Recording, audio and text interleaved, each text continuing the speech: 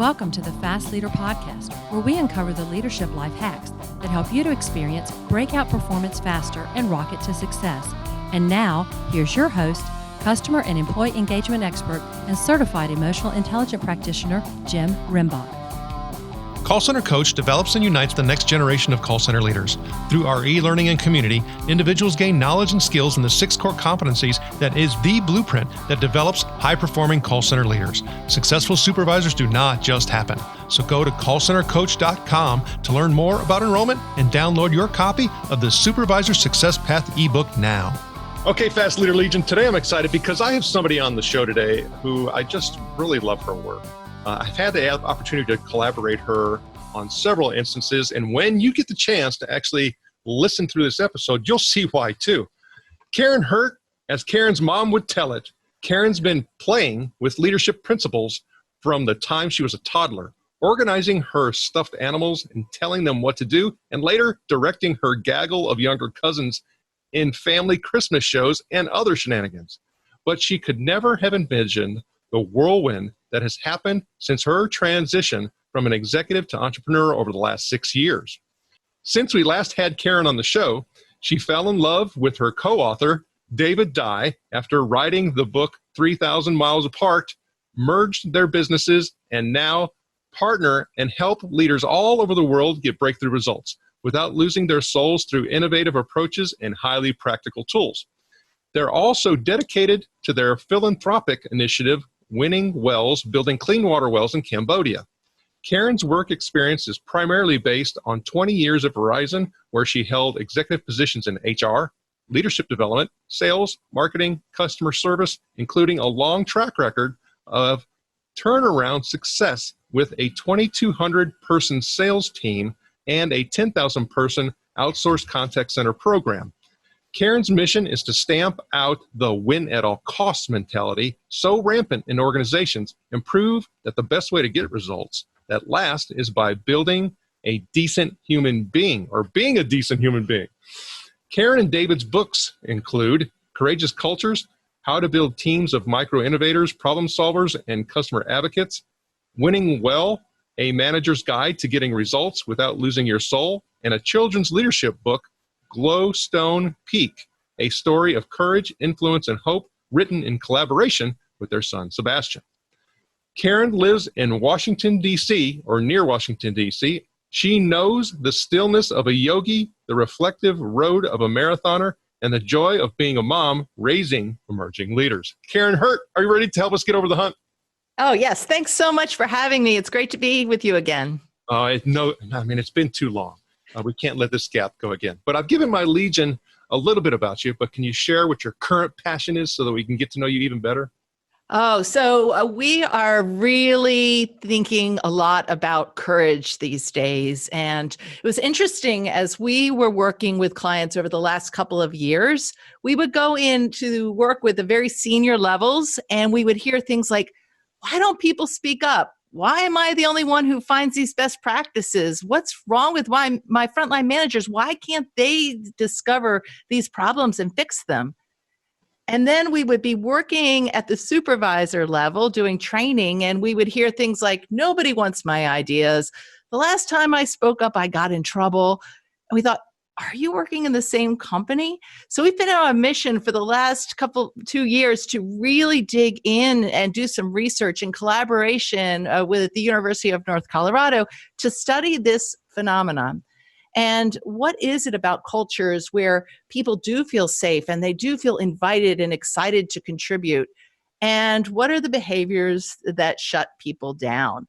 And what are the best practices for the companies that are doing well? So that's what we've been up to. We've been, we're about to release a book on the topic, and we've been doing programs in several different countries, really focused on getting people to mine for and collaborate around great new micro-innovation.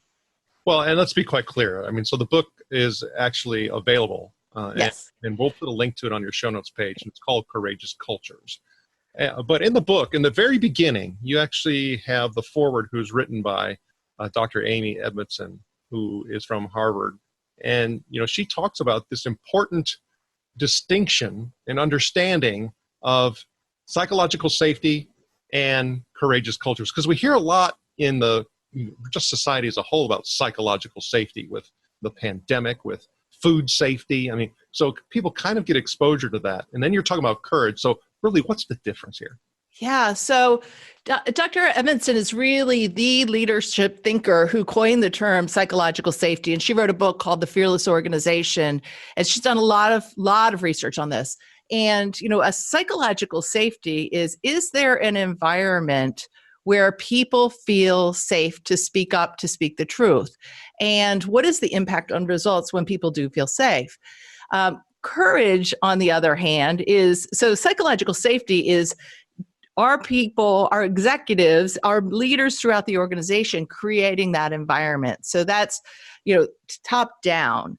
Courage is, do people feel like they can speak up, or do they have the courage to maybe do something that maybe even feels risky to speak up? And so they're really two sides of the same coin. But the interesting part and the most ironic part is to have a courageous culture really means that it takes less daily courage to show up and contribute because it is a safe environment. And so our work really is focused on two sides of this. One is, how do we help leaders ask more, create a safe environment, respond with regard? And then how do we also work at the front line to teach them to tap into their moments of past courage, because that is what really gives you confidence, past success. And how do we teach them to position their ideas in a way that will be heard? And so really, to build a courageous culture really takes starting at the top and working at a grassroots level to build both safety and courage. That was extremely helpful. And really opened up my thinking to a lot of different things and made it more clear. Because when I read it, I was like, I'm still a little fuzzy, and so that helped a lot. Because it also explains what you just talked about, as far as that this is what we experience at the top executive level, and this is what we're experiencing at the front line. And I often talk about the head and the feet, and that we need to have them to be moving together. And so if the head, is not doing what it's supposed to, how can you ever expect the feet, to be moving in the direction that they're supposed to go? So you have to have both. So this work and exactly enables that, that connection of the head and the feet, so that we can really, I don't think you can ever plan for something, like a global pandemic. However, maybe we can build some organizational resiliency, as well as really not be disrupted, but yet be a disruptor. Yeah. Jim, we are in such an unprecedented period of micro innovation right now. People are having to do what they can with what they have from where they are. And you're seeing people processes that normally might take 6 months to get something approved. People are coming together and saying, we have a state of emergency here, and we're going to have to act fast. And maybe we're not going to go through all the bureaucratic steps that we used to. We don't want to lose that after the pandemic, right? So one of the things that we are really working with companies on is, we're calling them idea inspiration rallies. But how do you tap into the thinking and what people are learning along the way? Because you might not even know what people are doing to work around, because everybody's working at home, right? So how do you deliberately say, what have you learned? How do we apply this moving forward?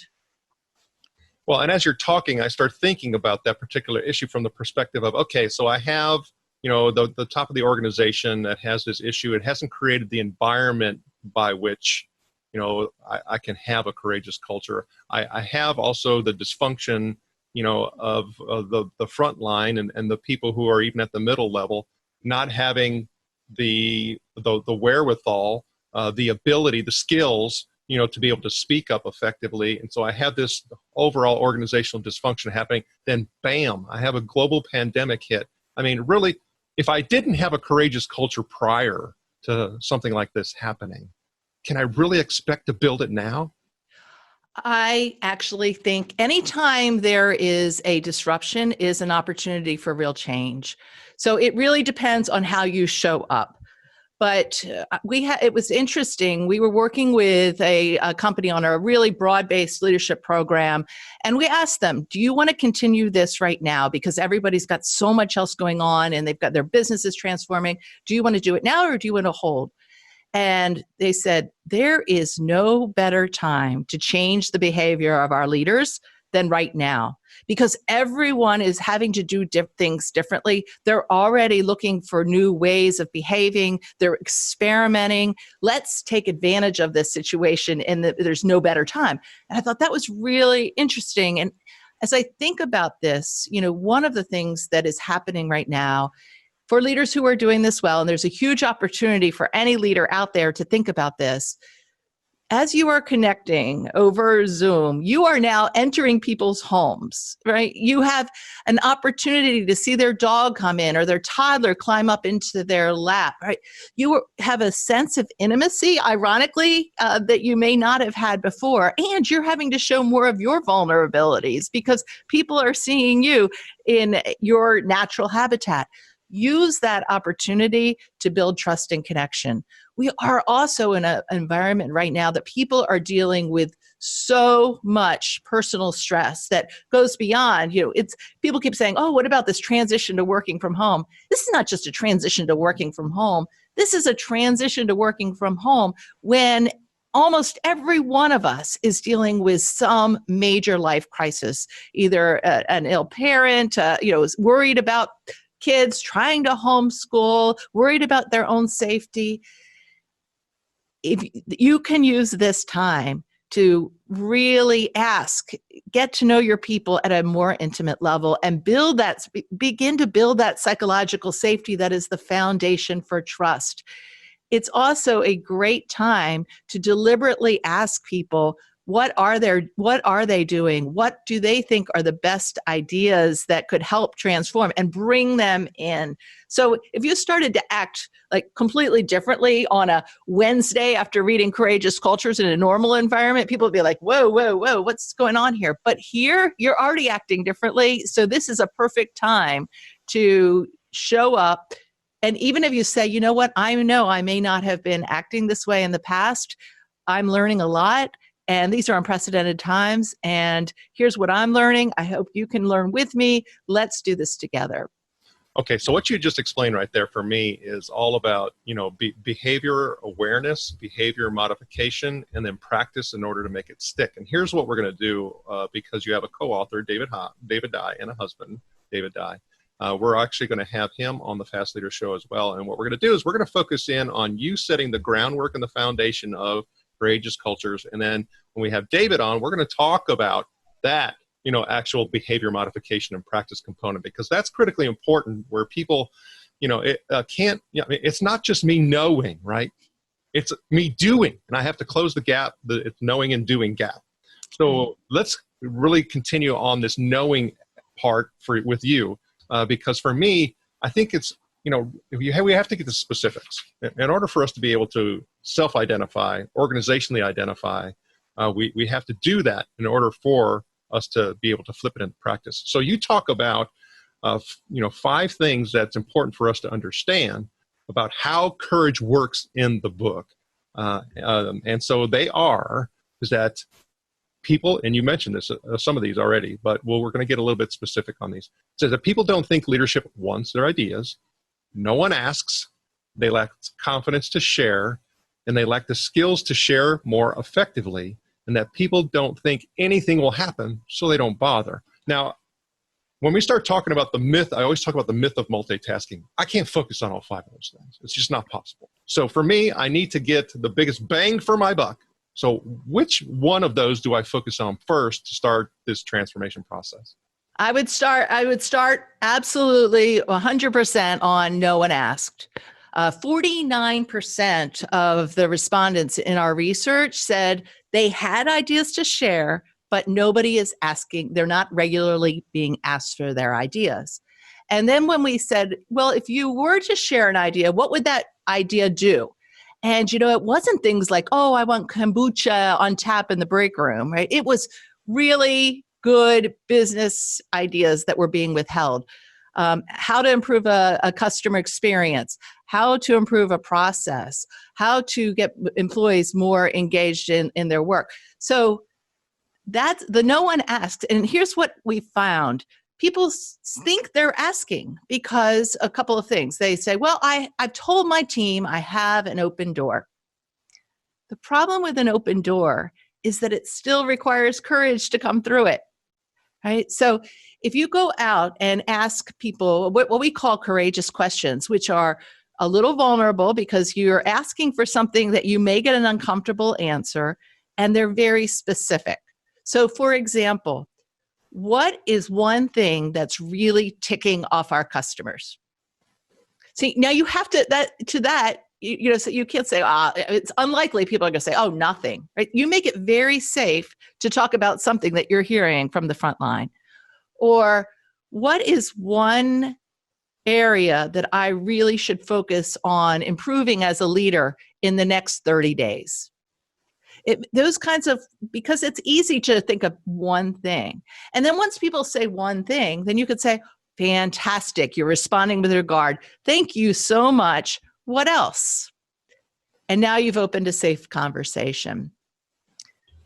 I think for me, the part that you said right there is really, how do you receive? How do you ingest? That is the most important part, because I talk a lot about divergent, convergent thinking. And so oftentimes we get in defense. Oftentimes we start evaluating what people are saying, and we start doing that, which shuts down the well, right? The spigot, it turns it back off. So how that practice of how we go about doing that is, is really important. So some people were talking about one of the greatest, interviewers of all time being Larry King. And what makes Larry King so awesome is really just one question that he continues to ask is, really, tell me more. Yeah. It's just tell me more. That's it. It makes him a great interviewer. Yeah. Krista Tippett is another person who I think is a great interviewer. She does a podcast on being, and she has such a gentle way when somebody says something, she says, Like, you could just feel it like washing over her body. And it's so, if I were being interviewed by her, I would find that so inviting to contribute more. It's funny. When you said that, it sounded like her. But you're right. I mean, we have to really think about how we're engaging in those moments and not be defensive, not be judgmental, even though that could potentially be our natural tendency. I mean, there's people who are part of my life that I know that's the first thing that I'm going to get when I put out anything. And so for me, I have to be prepared for that and essentially stiffen my back, because I'm like, okay, I'm going to get knocked because they can't change their behavior. It's, they're wired that way and they're not doing it. And I think that you talk about that vulnerability and that humility is that some of those leaders who are in that position that often do those things. And there's some folks and types of professions that are more inclined to that, engineers and things like that, where they are more critical, is you've got to tone that down and stop it. And hopefully David will address that when we talk about the behavior modification. But I want to go into this courage crushers that you talk about in the book. And you mentioned 6 of them, and I know there's more. However, these were things that we can talk about right here, right now, and give people some really good ideas to be aware of when these things are happening, and we're the ones doing it. Okay, so we have, it's beyond me too and other injustices, shaming, blaming, and intimidation, chronic restructuring, leadership and decision, false competition, and then poor communication infrastructure. Okay, so now again, you talked about research with the group. Tell us about some of the research that you found in these 6 areas. Yeah, so I would focus really on shame, blame, and intimidation. It's interesting when people have interviewed us about the research, when we say, we're talking about building psychological safety and courageous cultures, they say, oh, you mean like me too, being able to speak up. That is on such a far end of the spectrum. If you have any of that junk going on, there is no way people will have the energy left to contribute their ideas. They're just in a survival mode. So take it one notch down. A lot of the behaviors that people told us were really destructive, and the reason they withhold their best thinking was they felt shamed, or they felt blamed, or they felt intimidation. So an example of shaming that we talk about in the book. So a senior leader has a company offsite. Remember when we used to have company offsites, right? Company offsites brings everybody together, all their senior team into a room, and broadcasts to stack rank of all the results, and then passes the microphone to starting at the bottom and in front of all their peers. Why are you so bad? True story. Why are you so bad? And everyone else in the room is going, oh my God, thank God I'm not at the bottom of this list, but oh, what if I'm next? And I better just, it crushes innovation, because when you are so afraid to fail, you're more likely just to continue to do what has been working in the past. So that's an example of shaming. So for me, I know I've done it. When you start talking about growing up with three brothers in the Chicago area and, doing some shaming and blaming and all of that, I've tried to grow as I've gotten older. However, I still fall into that trap. And sometimes it just happens. And then when you get in a situation where everybody starts doing it, you just get sucked into that culture. I mean, you just do. So if I am one of those people where I know this isn't right and I'm doing it anyway, and I know we're getting into some behavior things, but I think it's so important because what you're talking about is, how do I bust the cycle? Yeah. So we talk about creating a cultural oasis. And we use an example of Jamie Marsden in the book, this was so fun for us because Jamie apparently had been reading my blog since the very beginning. And so he's in England, and he was working for a missile defense company. And what he said was, in that industry, where it's not just his company, but in that industry, there's just, it's more of an old school culture. And what he was learning as he was reading our work and other people's work is it doesn't have to be that way. You can get results and show up in a very human, engaging way. And so one of the things that he did was he built a community of like-minded people. So he went to his senior leaders and said, I want to do this. I want to bring together managers who want to lead this way. Do I have your permission to do so? And this started with a group of 40 people. And now I think he's got close to 400 managers that are in this. They flew us to Bristol, England to talk with the group. He's been able to get some funding now because they are seeing that when managers are leading well and are engaging people and asking for their best ideas, that is what really leads to breakthrough results. And so I love that story because he was one guy, and then he went out and found the others. And that would be my best advice for someone who is feeling like they're working in an environment that is not a courageous culture, but you want to build a courageous culture. Start with your own team, concentrate on your own leadership, and then look sideways and find the others who you can collaborate and continue to learn with.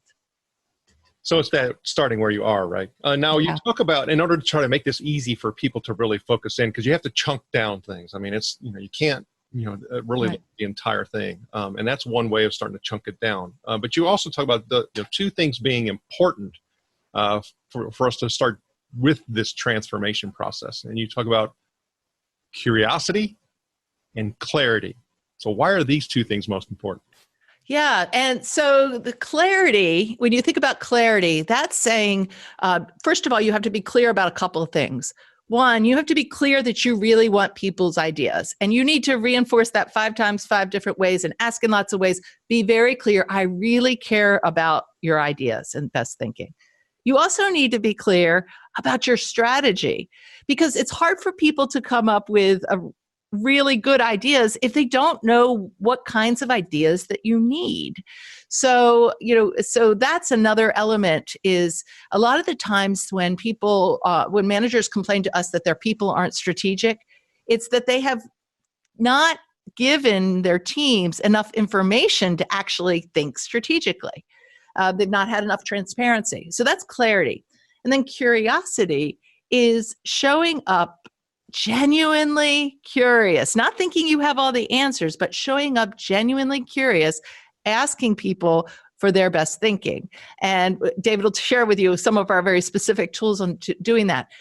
What you find in cultures is some cultures can be extremely clear, but not have the curiosity. And that's where you see a lack of innovation, but execution may be happening very fast.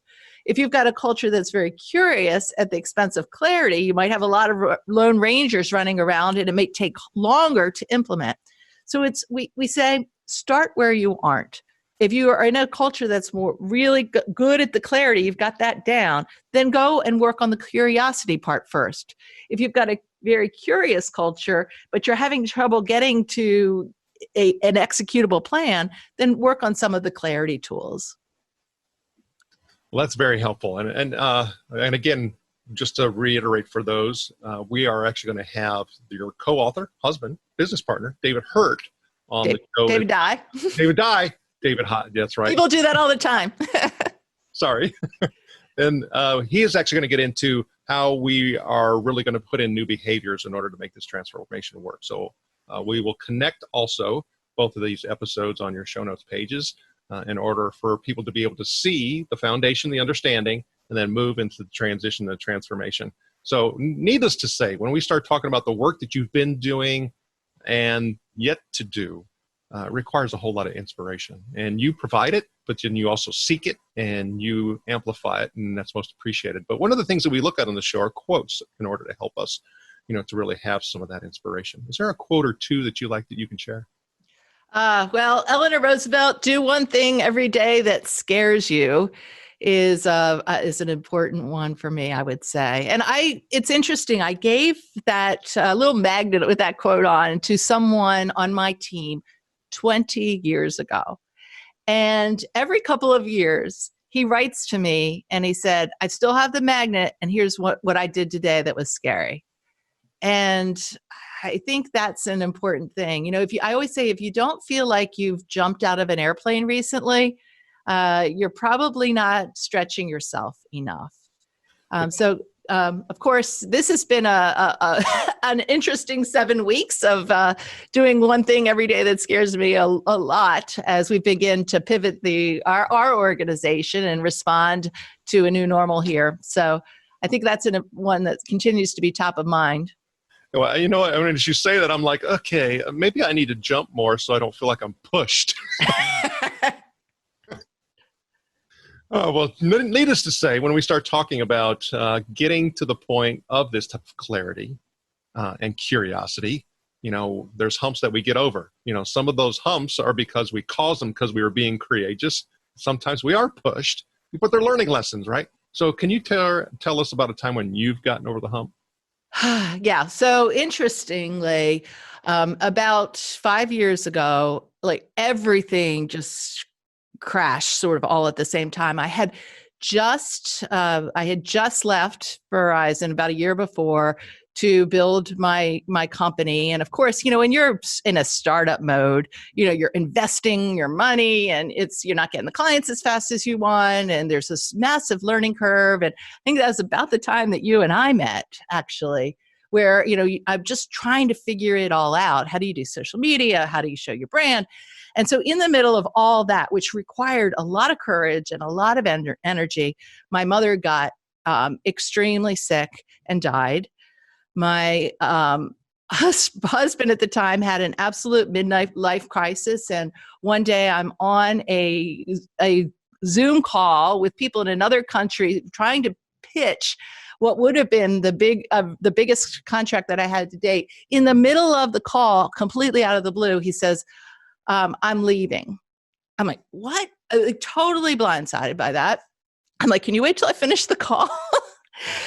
And so then I'm having to, so I lose my health insurance and I'm just having to now scramble and thinking, and of course your thinking is, oh my gosh, why did I not stay in the safety of my executive role that I was really doing well? Like, why did I do this? And you start to think, do I go back or do I go forward? And I think that is looking back now, I mean, I think, you just do the best you can one day at a time and you move forward. And I can't believe where we are now, right? Who would have ever thought all these other things would have happened? And it has been quite a journey, and needing to trust the process and focus on doing the right things and being a decent human being.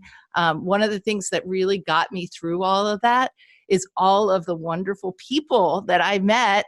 A lot of them online, interestingly, that became real, genuine, wonderful relationships and friends. And we were able to go to Southeast Asia because of and I'll call him a kid because he's a lot younger than me, but he asked me to review his book. And I thought, oh, I'll do him a favor. One thing led to another, and we're on a month trip to Southeast Asia on a speaking tour. And part of it is a major executive thing with 100 senior leaders that he's put together and invited us to collaborate on. So I think that would be the biggest hump, as you say, that I had to get over. That's pretty significant. And you talk about really an activity, exercise, real life, courage story, without a doubt. So thank you for sharing. All right. So, we talk about, you and I, we try to impact as many people as we possibly can, doing the podcast, doing, videos, doing all these other things. You have a large portion of your business that's been public speaking at live events. That's been moved. So you've been trying to transition and all of that. And so there's more lessons in courage and continuing to be resilient as much as you possibly can. But when I start thinking about your work, the winning well, the charitable side, the books, the working with leaders and all, I mean, you've got a lot of things going on. So if I think about one goal, what would that one goal be that you have? One goal for this year, or?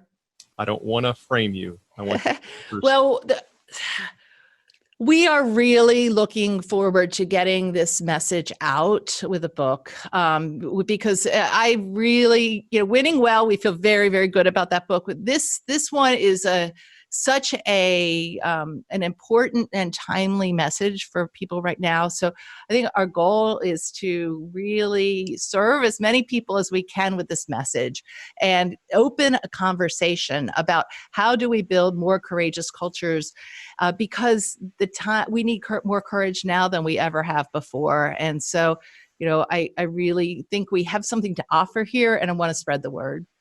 And the Fast Leader Legion wishes you the very best. Now, before we move on, let's get a quick word from our sponsor. An Even Better Place to Work is an easy-to-use solution that gives you a continuous diagnostic on employee engagement along with integrated activities that will improve employee engagement and leadership skills in everyone. Using this award-winning solution is guaranteed to create motivated, productive, and loyal employees who have great work relationships with their colleagues and your customers. To learn more about An Even Better Place to Work, visit beyondmorale.com/better. All right, here we go, Fast Leader Legion. It's time for the Hump Day Hoedown. Okay, Karin, the Hump Day Hoedown is the part of our show where you give us good insights fast. So I'm going to ask you several questions, and your job is to give us robust yet rapid responses that are going to help us move onward and upward faster. Karin Hurt, are you ready to hoe down? All right, let's do it. All right.